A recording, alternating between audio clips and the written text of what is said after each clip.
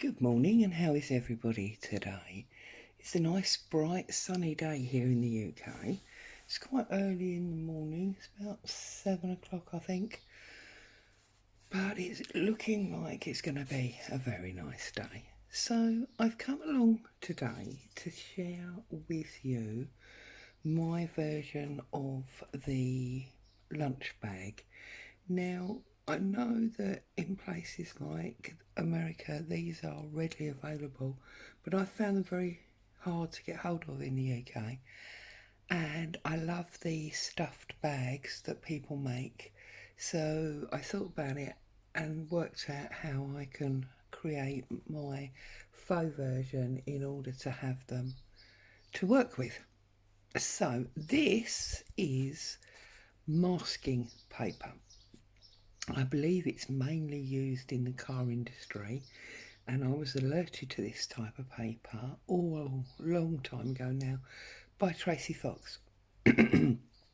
So it is approximately 28 centimetres, and I believe when I bought it new the roll was about 30 metres or something, and I paid about £8-9 for it, so there's a lot of paper here.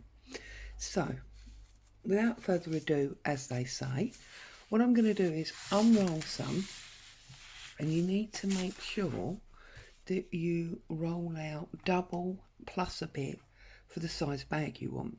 So if we imagine that I'm going to use this for a journal, I probably want it, and I always measure by eye, I'm dreadful, I probably want it about that big. So from, you see the fold line there, or the edge of the paper there, to the fold line, because also I want to put in a gusset, so it's going to make it a little bit shorter. So I'm going to fold it there, making sure that it's nice and straight. Okay, like that. I'm going to use my tear ruler to break it off. Now, as I say in nearly every one of the videos that I make and share with you guys, this is not rocket science. This is not my idea. It's an idea that I'm sure a million people have done before. I've just discovered it and I'm sharing it with you. So we've now got basically one piece folded in half. So what I'm going to do now is I'm going to run a strip of glue. I always like my Pritt stick, as you know.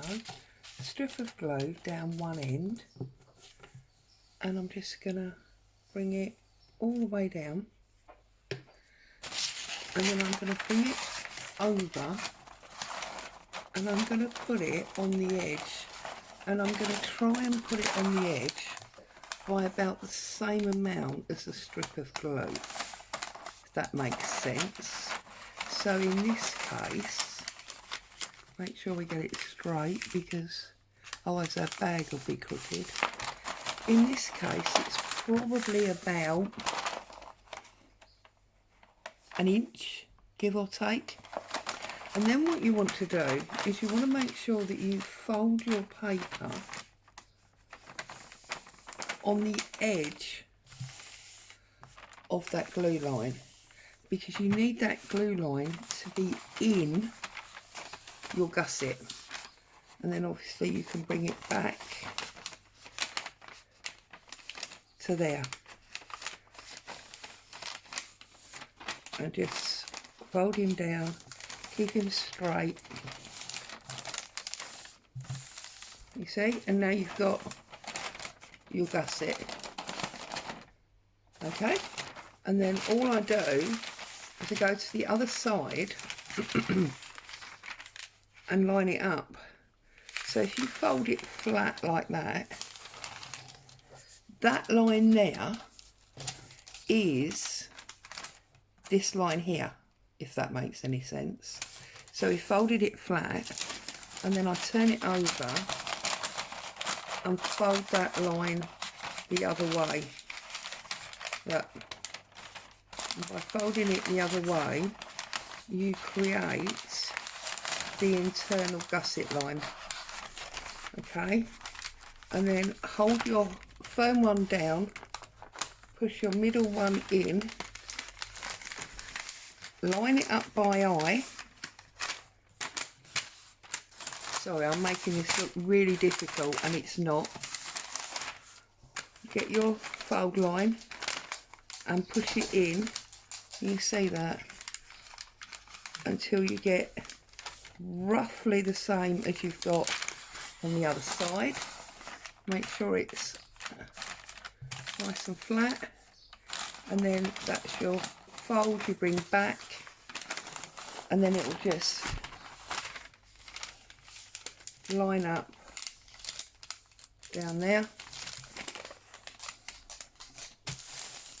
See, and now you've got this long tube with your gussets.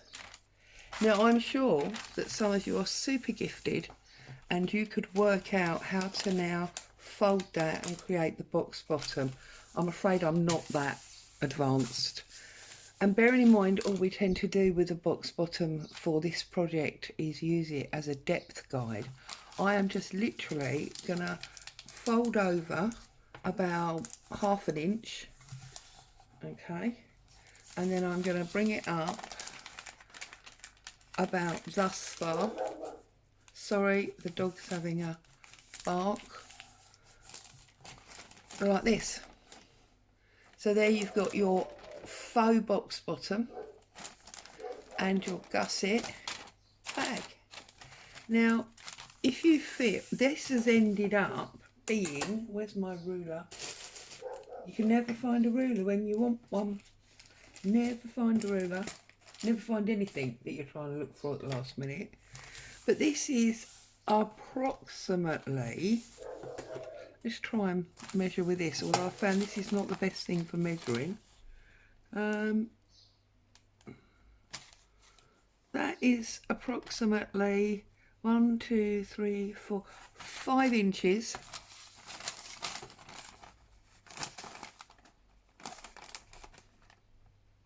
by 1, 2, 3, 4, 5, 6, 7, by about 8 inches. So it's ended up about 5 by 8. Now obviously if you wanted it bigger than that, then just make your original piece bigger. It's, you know, it's just measurements. I wasn't wanting it too large, so then I'm just going to go back.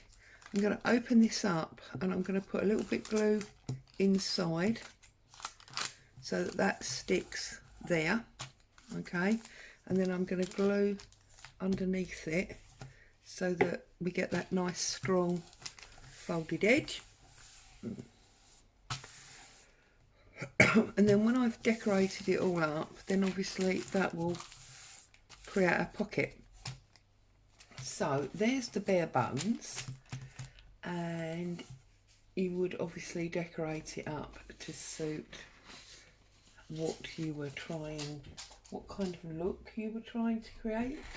So she says, desperately rummaging for some paper. I never thought about decorating it up when I planned this.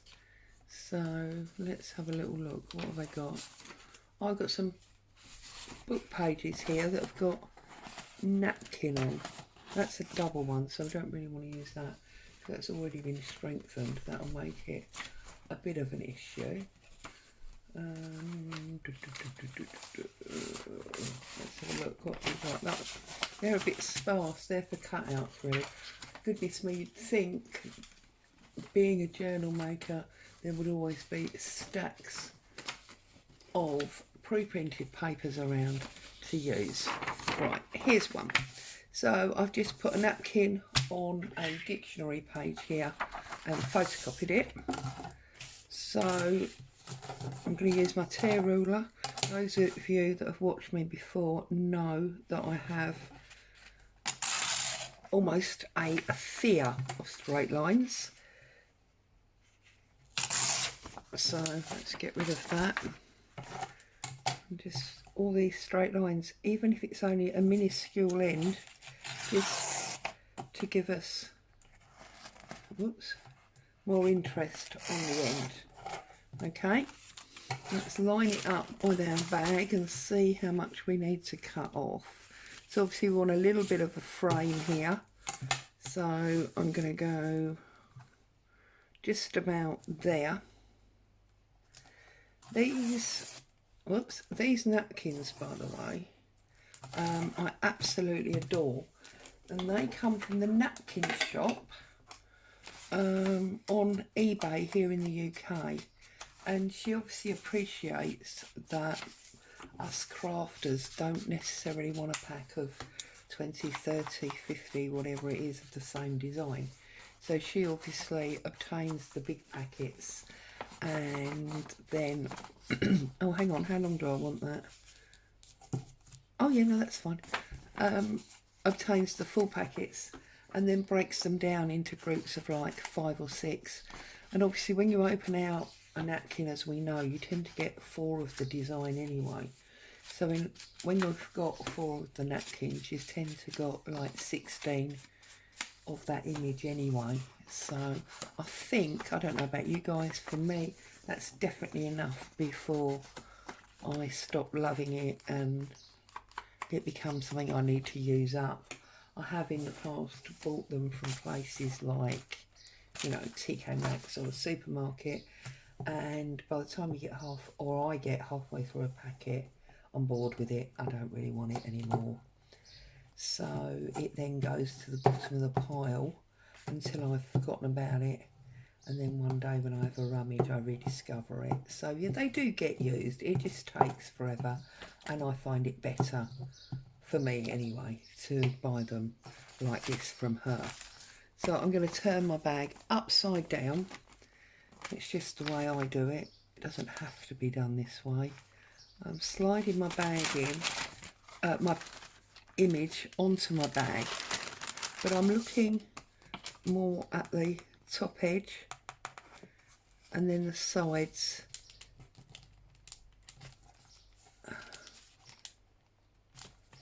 There we go. We're pressing down.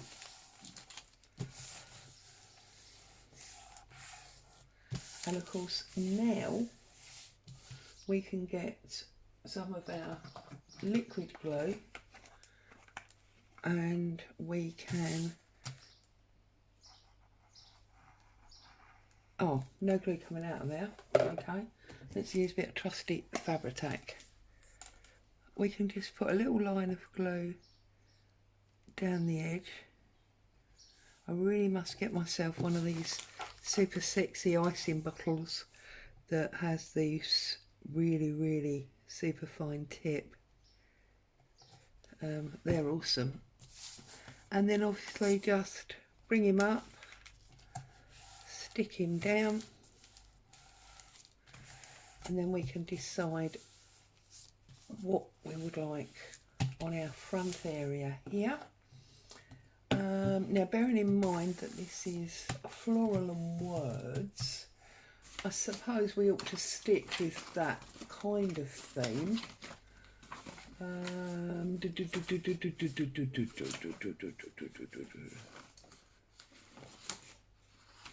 Although having said that, you know I love a photo. I do love a photo. And here I've got page photos, and I've got some minuscule postcards, and then I've also got some tickets. So I think we'll cut out, we'll go with this sort of brownie one down the bottom here. I'll cut out a ticket. Now I do actually have the originals of these tickets. I've just lined them up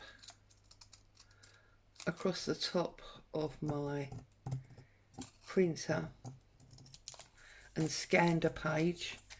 They will be part of a kit I am starting to put together a paper kit, so that will be ready fairly soon. I'll let you know more about that when it's done.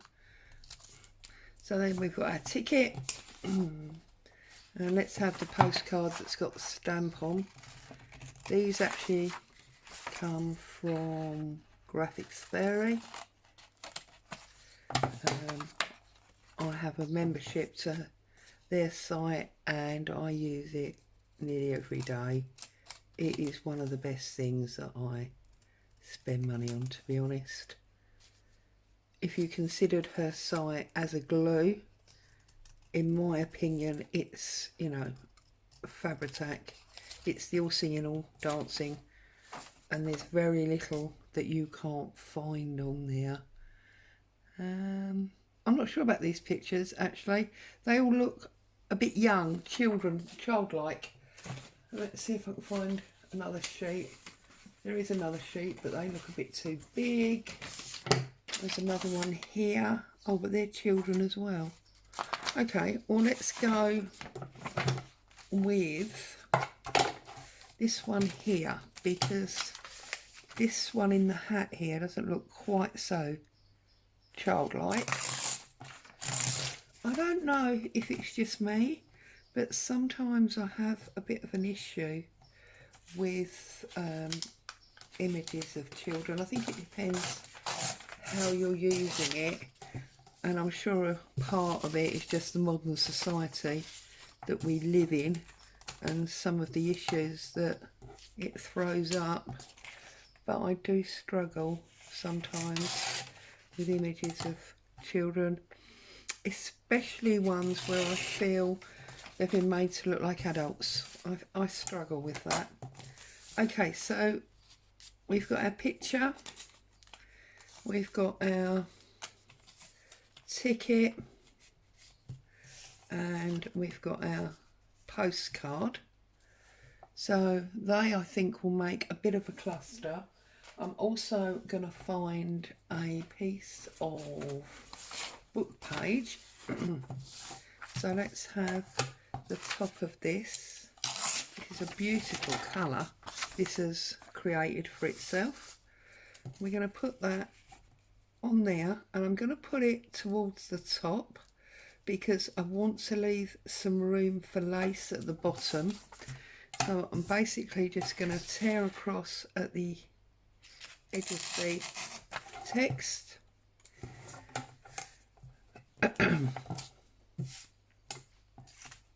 And on this side. So how is everybody? Are you getting back to work now? Are you still at home? I know here in the UK a lot of things have been relaxed now. The non-essential shops are open. People are able to get out and buy normal things, apart from just the emergency things before. I personally haven't been up the high street. I'm not feeling ready for that. I'm quite happy just working and buying my essential foods and the like for the family. I don't feel that I am desperate enough to buy anything that requires me to go up the high street, I'm afraid. I'm not knocking anybody. If you're happy and comfortable doing that, then obviously that is absolutely fine. It's just not for me at the moment. So this is just some cheesecloth that I have coffee dyed, and I'm just going to literally put that a little bit rough and ready on there.